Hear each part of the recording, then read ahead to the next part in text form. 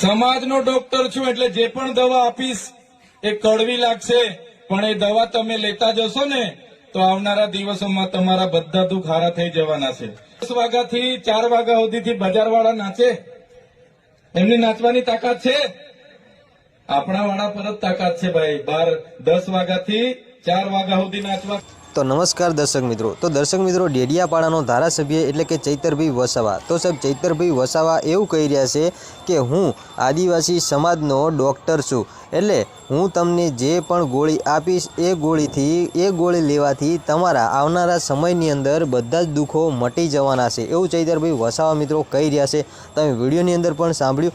તો દર્શક મિત્રો, હજુ પણ આગળ આપણે વિડીયોની અંદર જોવાના છીએ કે ચૈતરભાઈ વસાવા બીજું શું કહી રહ્યા છે. તો દર્શક મિત્રો, એ વિડીયો આગળ જોઈએ એના પહેલાં તમે આપણી ચેનલ પર પહેલી વાર અને નવા આવશો તો દર્શક મિત્રો ચેનલને એક સબસ્ક્રાઈબ કરી લેજો, જેથી કરી બીજા પણ વિડીયો મળતા રહે તમને સૌથી પહેલાં. તો દર્શક મિત્રો, વાત કરીએ આપણે મિત્રો ચૈતરભાઈ વસાવા જે ડેડિયાપાડાનો ધારાસભ્ય છે અને એ પણ મિત્રો એક આદિવાસી સમાજમાંથી આવે છે. અને હંમેશા મિત્રો ચૈતરભાઈ વસાવા એ મિત્રો ડેડિયાપાડાનો ધારાસભ્ય બન્યા પછી અને મિત્રો એના પહેલાં પણ ચૈતરભાઈ વસાવા હંમેશા મિત્રો આદિવાસી સમાજ માટે લડતા રહ્યા છે, લડતા આવ્યા છે. અને મિત્રો આગામી સમયની અંદર પણ ચૈતરભાઈ વસાવા મિત્રો આદિવાસી સમાજ માટે લડશે તો ખરા જ, એ મિત્રો તમને ખબર છે. તો દર્શક મિત્રો, આ વિડીયો જોઈએ એ પછી મિત્રો તમારે કોમેન્ટની અંદર જણાવવાનું છે કે ચૈતરભાઈ વસાવાએ જે કીધું કે હું સમાજનો ડૉક્ટર છું એ વાત મિત્રો સાચી છે કે ખોટી છે. એ વિડીયો જોયા પછી મિત્રો તમારે કોમેન્ટની અંદર જણાવવાનું છે.